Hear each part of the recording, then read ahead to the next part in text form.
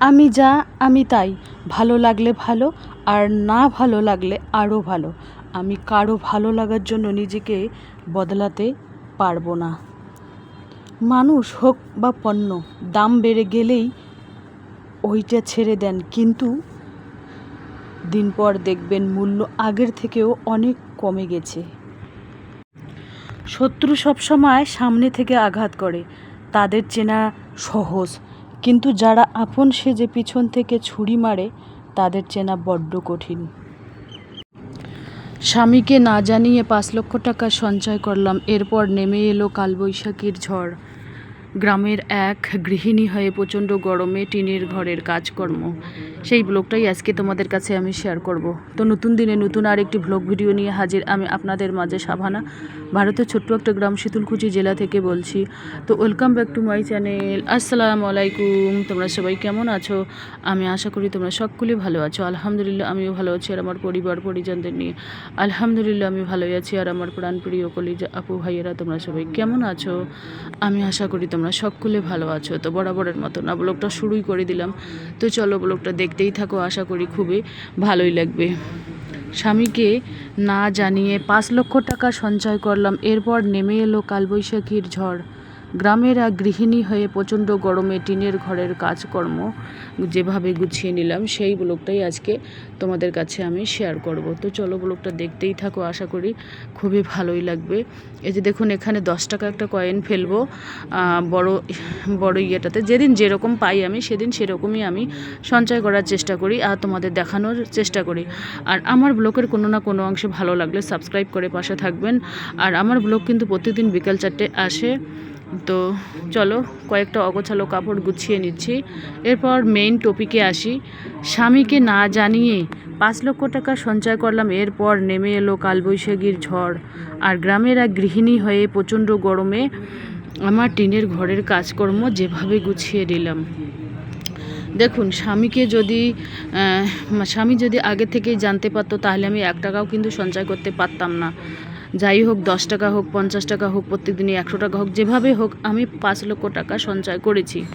তারপরে যখন আমি বললাম স্বামীকে, ছেলে মেয়েকে সবাইকে বললাম, তখন তখন একটা কি বলবো, একটা মানে ঝগড়ার সৃষ্টি বলে, হ্যাঁ আমাকে না জানিয়ে তুমি এত টাকা জমিয়েছো, আমারই টাকা মনে হয়, চুরি করেছো, অমুক তমুক হেনা তানা, এই সমস্ত একটা ঝগড়ার সৃষ্টি। পারিবারিক কথা তোমাদের কাছে না বলতে চাই, কিন্তু তবুও বলতে হয়, একটুখানি বলতে হয়। তো যাই হোক, তারপরে নেমে আসলো একেবারে কালবৈশাখীর ঝড়। কী বলবো আর, সেই জন্য কি বলবো, দেখুন, আমরা প্রত্যেকে কিন্তু টাকা সঞ্চয় করতে পারি, কিন্তু টাকা সঞ্চয় করার প্রত্যেকেরই কিন্তু ধরন আলাদা থাকে, ইনকাম করার ধরনও কিন্তু প্রত্যেকেরই আলাদা থাকে। তো কেউ হাজব্যান্ডকে বলে, কেউ হাজব্যান্ডকে না বলেই টাকা সঞ্চয় করে, কেউ ওয়াইফকে না বলেই টাকা সঞ্চয় করে। সেই টাকা দিয়ে একটা বড় ধরনের যে একটা সুন্দর একটা কাজ হয়, এটাতে খুশি হওয়া দরকার। এখানে ঝগড়াঝাটির কোনো প্রশ্নই ওঠে না, আমার মনে হয় আর কি। তো যাই হোক, কি বলবো আর, সেই টাকা একেবারে কালবৈশাখীর ঝড় নেমে আসলো। মানে কি বলবো আর, মানে মন মেজাজ খুব খারাপ, মন মেজাজ ভালো নেই আমার।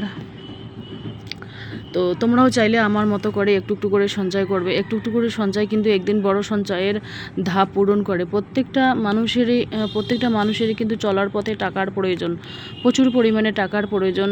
সেখানে যদি আমরা প্রচুর পরিমাণে টাকা সঞ্চয় নাও করতে পারি, মিডিয়াম ধরনের টাকা তো আমরা সঞ্চয় করতে পারি, তাই না? তো যাই হোক, তোমরা আমার ব্লগটা দেখতেই থাকো, আশা করি খুবই ভালোই লাগবে। আমি কিন্তু যেদিন যেরকম পাই সেদিন সেরকমভাবে সঞ্চয় করার চেষ্টা করি। কোনো দিন 20 টাকা, কোনো দিন 50 টাকা, কোনো দিন 100 টাকা, কোনো দিন 200 টাকা, 500 টাকা ফেলি না, 500 টাকা হয় না। যেহেতু যেদিন বেশি কামাই হয় সেদিন 200 টাকা ফেলি, যেদিন কম ইনকাম হয় সেদিন কম, এরকম ভাবে আর কি চলি আর কি। তো চলো, ব্লগটা দেখতেই থাকো, আশা করি খুবই ভালোই লাগবে। এবার আমি বিছানাটা ঝাড়াঝাড়ি করে নিচ্ছি। যা গরম পড়েছে, বাপরে বাপ, কী বলবো আর। কালকে রাত্রিবেলা যা বৃষ্টি, একেবারে মুষলধারে অনেক মেলা বৃষ্টি হয়েছিল কাল রাতে। একেবারে আকাশটা কী পরিস্থিতি, মনে হয় ভেঙে মাটিতে পড়ে, এরকম 2-3টের সময় আর কি।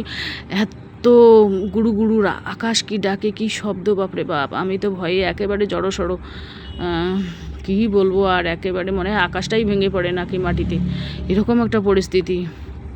তো ঘুম হয় না রাত্রিবেলা, কাল সারা রাত কোনো কারেন্ট ছিল না, আজকে সারাদিন কোনো কারেন্ট নেই, বিকেলবেলায় কারেন্ট চলে আসলো। তো মোবাইলে চার্জ ছিল না, কত 35% চার্জ ছিল। সারা রাতে কিন্তু মোবাইল জ্বালিয়ে শুয়েছিলাম, যেহেতু আমি অন্ধকারে ঘরে শুতে পারি না, সারা রাত মোবাইল জ্বালিয়ে শুয়েছিলাম। তো সকালবেলায় তারপরে দেখি 7% মোবাইলে চার্জ। তারপরে ভাবলাম যে কারেন্ট আসলেই মোবাইল চার্জে দেবো আগে। তারপরে আর কি কী বলবো আর, তারপরে মোবাইল চার্জে দিলাম বিকেলের দিকে। তারপরে মোবাইল চার্জে দিয়ে একটু ঘুমাইলাম। ঘুম পাড়ার পর নামাজ পড়লাম, আসরের নামাজ পড়ে তারপরে ভিডিওটা আমি এডিট করা শুরু করলাম। আর যে দেখুন কাঠের ফার্নিচারের ওয়ার্ডরোবটা একটু মোছামুছি করে নিচ্ছি শুকনো ন্যাকড়া দিয়ে। ডিপ ক্লিন অনেক দিন থেকে হয় না, ভালোই লাগে না গরমের দিনে এই ডিপ ক্লিন করার প্রশ্নটা ওঠেই না, যেহেতু সেই জন্য করিই না। প্রত্যেক দিনে যদি আপ ক্যামেরায় হোক আর ক্যামেরার সামনেই হোক, একবার করে যদি এইভাবে শুকনো ন্যাকড়া দিয়ে মোছামুছি করা হয় তাহলে কিন্তু ডিপ ক্লিন করার কোনো প্রশ্নই ওঠে না। যাই হোক, এভাবে দেওয়ালটাও আমি একটু মোছামুছি করে নেই।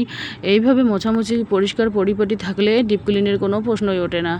তো যাই হোক, যতটুকুনি পারি ততটুকুনি তোমাদের কাছে আমি শেয়ার করব। এই যে দেখুন, এবার আমার সাদামাটা টেবিলটা একটু গুছিয়ে নেব।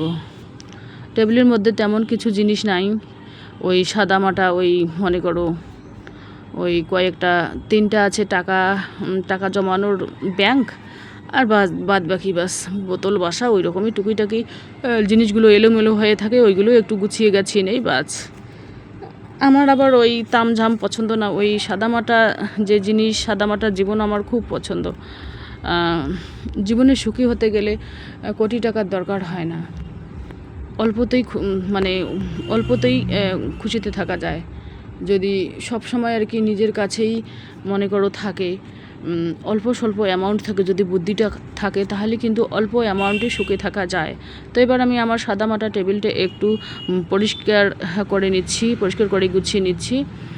যাই হোক, আর গরমের দিনে আমি চা খাই না, সারাদিনে একবারও চা খাই না, হয়তো বিকেলের দিকে কোনো দিন না, সন্ধ্যার দিকে কোনো দিনও খাই, আবার মেহমান আসলে তো 2-3 বার হয়, তখন খাই। আর ঠান্ডার সময় কিন্তু আমি 4-5 বার ওই চা খাই, ওই লাল চাই খাই, লেবু চা হোক, লাল চাই খাই, শরীর গরম থাকে, এটাই হচ্ছে মেন কথা। গরমের সময় আমি খাই না। তো চলো, ব্লগটা দেখতেই থাকো, আশা করি খুবই ভালোই লাগবে। এবার আমি ফুলদানিটা একটু পরিষ্কার করে নিচ্ছি এইভাবে মোছামুছি করে। এইভাবে যদি সপ্তাহে একদিন বা প্রত্যেক দিনে একবার করে মোছামুছি করা হয় তাহলে কিন্তু একেবারে ক্লিন থাকে, প্রত্যেকটা জিনিসই ক্লিন থাকে। এই যে দেখুন আমি কিভাবে মোছামুছি করে নিচ্ছি। যাই হোক, এভাবে মোছামুছি করে নিলে প্রত্যেকটা জিনিসই কিন্তু সুন্দরভাবে পরিষ্কার পরিপাটি থাকে। তো যাই হোক, চলো ব্লগটা দেখতেই থাকো, আশা করি খুবই ভালোই লাগবে।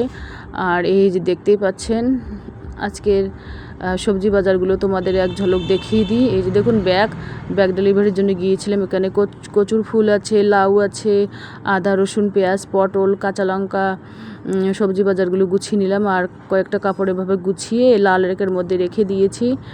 আর এই যে দেখতেই পাচ্ছেন টাকা জমানোর ইয়েগুলো, আর এই যে দেখতে পাচ্ছেন অগোছালো টাকা আর কচুর ফুল কেটে নিয়েছি অলরেডি, কচুর ফুল আর রান্না করব। আর এই যে দেখুন রেকটা, লাল রেকটা এভাবে আর কি ছড়ি কাপড় কয়েকটা গুছিয়ে রেখে দিয়েছি। কি বলবো আর। তো চলো, আজকের ব্লগ এ পর্যন্তই। ততক্ষণ তোমরা সবাই সুস্থ থাকো, সাবধানে থাকো, টাটা, আল্লাহ হাফেজ। আর আমার ব্লগ কিন্তু প্রত্যেকদিন বিকেল 4টায় আসে।